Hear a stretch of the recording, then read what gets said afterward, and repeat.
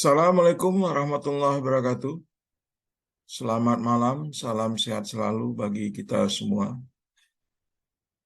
Mahasiswa sekalian, kembali kita berjumpa di pertemuan pembelajaran kita pada mata kuliah strategi kewirausahaan.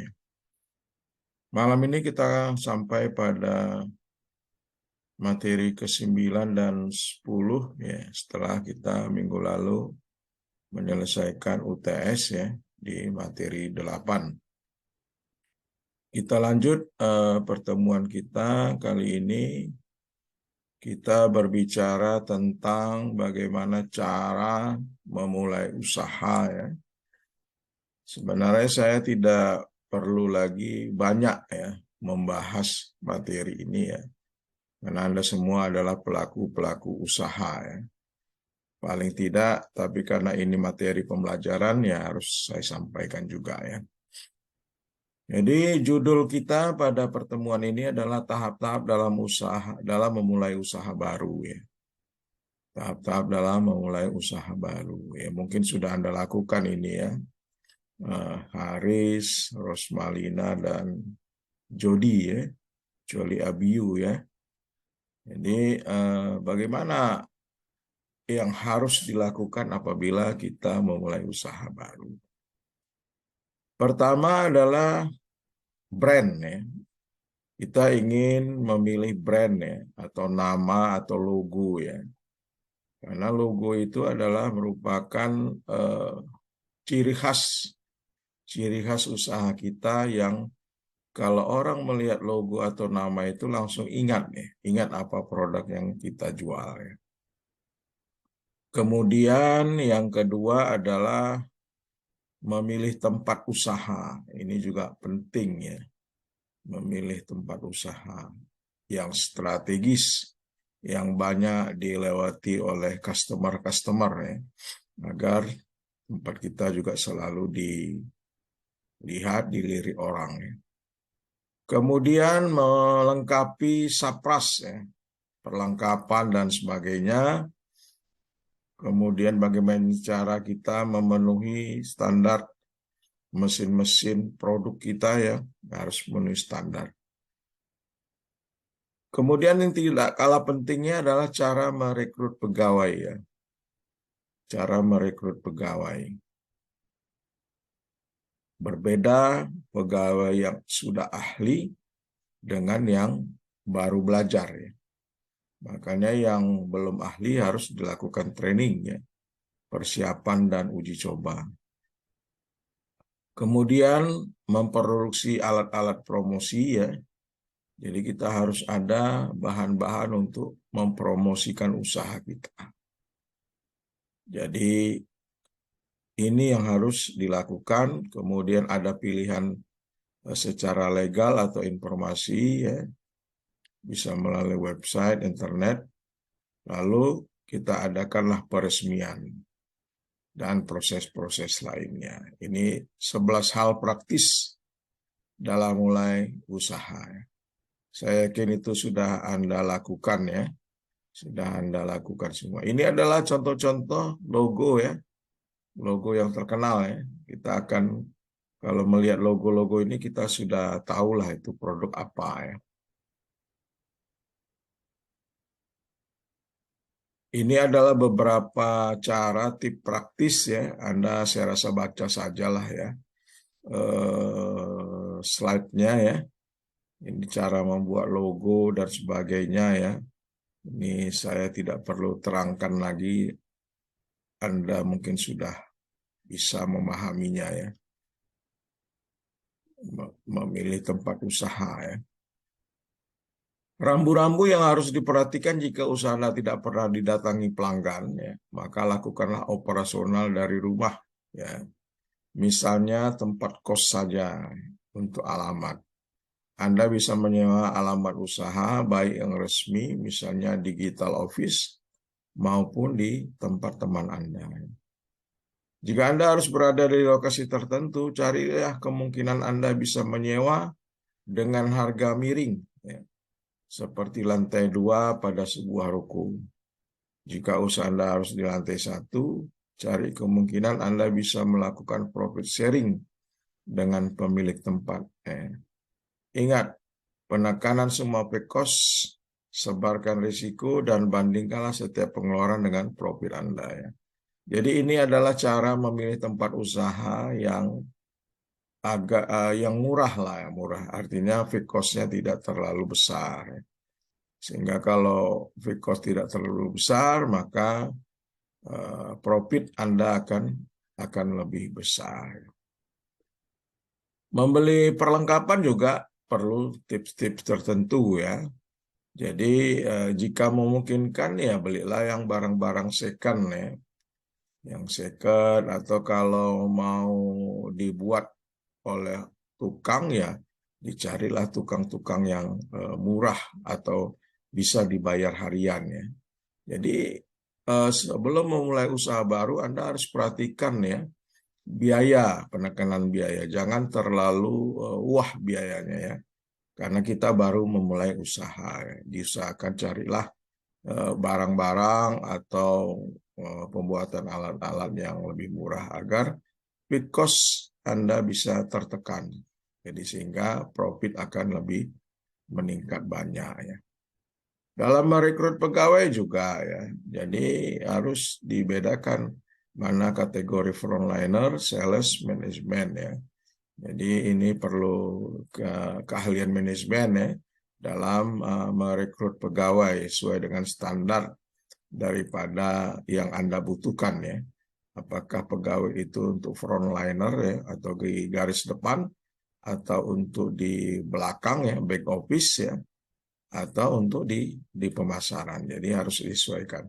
Dan juga harus menyesuaikan dengan budget juga ya, dengan budget juga ya. Jangan sampai gajinya itu terlalu tinggi, nanti dikhawatirkan biaya operasional Anda itu membengkak ya. Saya pikir ini saja penjelasan di materi 9 ya, untuk kita bisa pahami ya. Kita lanjut ke materi 10 ya, materi 10 yaitu strategi global dan usaha, kemudian strategi global dan etika bisnis ya, etika bisnis berwirausaha ya. Jadi kita ketahui dunia perusahaan itu tidak ada batasnya ya. Konsumen tidak dapat mengetahui dari negara mana asal produk yang mereka beli ya. Mobil yang dibeli mungkin berasal dari Eropa, Amerika, Korea ya. Begitu juga kipas angin bisa saja dari Cina atau HP ya. Yang dikenal buatan Jepang ternyata buatan Cina ya. Bahkan buah-buahan yang ditanam di Thailand ya. Jadi itu tidak ada batasnya pada zaman sekarang ya. Kemudian ada 4 tahapan proses untuk kita menjadi mengglobal produk kita. Pertama kita harus melalui tahapan domestik dulu ya. Jadi potensi pasar terbatas pada negara asal dengan seluruh fasilitas produksi dan pemasaran yang terletak di negara tersebut ya. Jadi harus kita lalui dulu tahapan domestik yang harus menggema ya di tanah air misalnya di negara kita ya. Barulah kita tahapan berikutnya adalah tahapan internasional ya. Jadi barang kita akan meningkat menjadi barang ekspor ya. Sehingga harus memerlukan beberapa divisi internasional terutama dalam hal legal formal berkenaan dengan negara-negara yang akan kita tuju sebagai tujuan daripada tahapan internasional kita. Kemudian tahapan internasional itu kan menuju satu negara saja. Tetapi bagaimana kalau kita meningkatkan ke tahapan berikutnya, itu tahapan multinasional. Ya, jadi multinasional itu perusahaan memiliki fasilitas pemasaran dan produksi di banyak negara. Ya. Dengan lebih sepertiga penjualannya datang dari luar negara asal. Ya. Lalu tahapan berikutnya adalah global, tanpa negara. Ya. Jadi kita akan berbisnis ke mana saja, di negara mana saja yang menawarkan peluang terbaik dan biaya yang rendah. Jadi ada 4 tahapan untuk menuju proses globalisasi. Pertama adalah tahapan domestik, yang harus kita kuatkan dulu di negara sendiri, lalu mulai internasional, dimulai dengan ekspor, lalu multinasional dan global. Biasanya lingkungan bisnis internasional itu mencakup, kita harus paham tentang lingkungan ekonominya. Apa itu lingkungan ekonominya? Pertama, melihat tren atau perkembangan ekonomi suatu negara, melihat pasar sumber daya dan produk, bagaimana pendapatan per kapitanya, kemudian infrastrukturnya, kursnya, kondisi ekonominya. Lalu kita juga harus memperhatikan lingkungan hukum dan politik ya. Risiko politiknya bagaimana? Kira-kira menjanjikan nggak? Politiknya huru-hara nggak ya? Saling menjatuhkan nggak? Banyak demon nggak ya? Lalu hukum, pembatasan. Kemudian bagaimana kalau terjadi pengambil alihan oleh pemerintah? Bagaimana tarif pajaknya ya? Kemudian terorisme ya, instabilitas politik dan sebagainya ya. Itu adalah lingkungan hukum dan politik. Lingkungan sosial budaya juga harus kita perhatikan. Keyakinannya, agamanya, bahasanya ya. Bagaimana hubungan kekerabatan, pendidikan formal, orientasi waktu ya. Jadi kita sebelum mengglobal kita harus memperhatikan lingkungan eksternal, lingkungan hukum politiknya, dan lingkungan sosial budayanya. Jadi perusahaan multinasional itu adalah suatu organisasi yang menerima lebih dari 25% dari total pendapatan penjualan di luar negara asal Indo. Jadi yang disebut perusahaan multinasional itu apabila dia mencapai 25% dari total penjualan di luar negara asalnya. Itulah yang disebut dengan perusahaan multinasional. Mengelola lingkungan global juga sangat penting, terutama di dalam kepemimpinan, pengambilan keputusan, motivasi, dan pengendalian. Sedangkan dalam etika bisnis dalam berwirausaha harus memperhatikan pengertian dan tujuan etika. Kemudian macam etika bisnis, prinsip etika bisnis, peran etika dan norma serta sikap kepribadian seorang wirausaha. Jadi etika wirausaha itu suatu kegiatan usaha haruslah dilakukan dengan etika dan norma-norma yang berlaku di masyarakat bisnis. Etika atau norma-norma itu biasanya digunakan agar para pengusaha tidak melanggar aturan, ya, tetap bisa menjalankan usahanya sesuai dengan core bisnisnya. Ya. Jadi ini adalah pengertian etika, silakan Anda baca ya. Etika itu berasal dari bahasa Prancis, éthique, ya, yang berarti kartu undangan ya. Jadi ini adalah pengertian slide tentang pengertian etika ya. Pengertian secara luas ya itu tadi ya, adalah tindakan atau tata cara mengatur hubungan seorang dengan seorang atau perusahaan dengan perusahaan, masyarakat dengan masyarakat.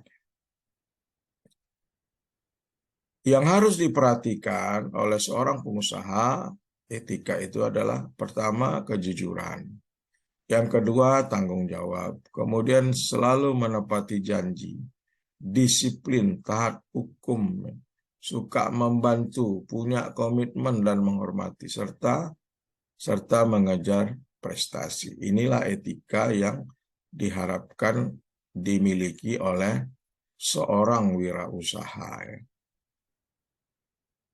Lalu yang terakhir ini adalah ciri wirausaha yang berhasil, harus memiliki visi dan tujuan, inisiatif, berorientasi prestasi, berani mengambil risiko, kemudian kerja keras, bertanggung jawab terhadap segala aktivitas yang dijalankan, dan lain sebagainya. Saya pikir ini aja penjelasan di materi 10, silakan Anda baca-baca slide-nya. Mudah-mudahan Anda bisa paham dengan penjelasan saya.